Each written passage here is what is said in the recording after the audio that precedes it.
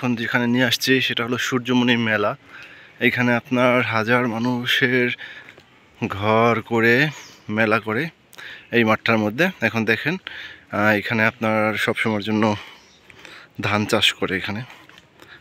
আর এপাশ দুপারই আপনার মেলা হয়। কি সুন্দর করে হয়েছে দেখছেন।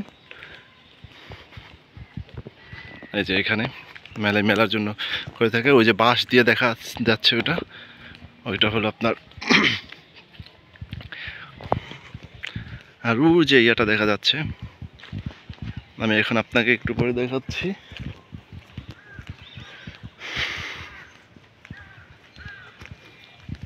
এই যে সূর্যমণি মেলা 2024 সালে হয়েছিল।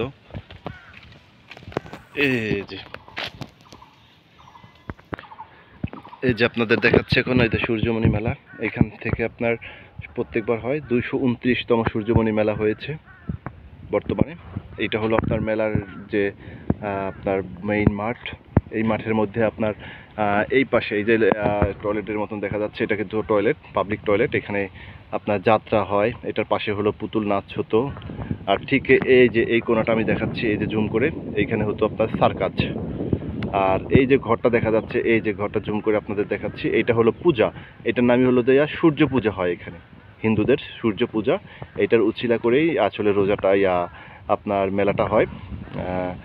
আপনার দেখবেন এখানে আপনার যেটা হয় এইটা হলো আপনার নৌকা হয় এখানে। এটা হলো মেইন পয়েন্ট।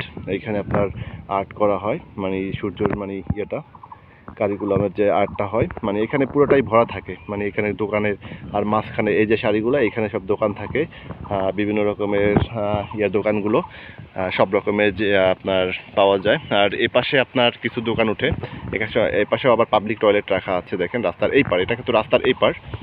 এখান থেকে আপনার প্রবেশদ্বার, এটা আপনার প্রবেশদ্বার হিসাবে ব্যবহার করা হয়।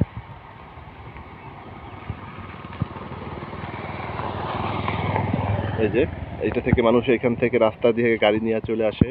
এই পারে আপনার অনেক মানুষ বসে, এই পারেও দোকান উঠে। আর এখন আপনার ওই যে গাছগুলো পড়ে আছে, এগুলো সব ঘূর্ণিঝড়ে মনে গেছে। আপনার দেখেন এখানে এটার চারপাশেই কিন্তু রাস্তা আছে মানুষ আসার জন্য। ওইটা কিন্তু মেইন রাস্তা। ওই দেখেন এই পার থেকেও কিন্তু ওই যে মোটরসাইকেল একটা আসতেছে।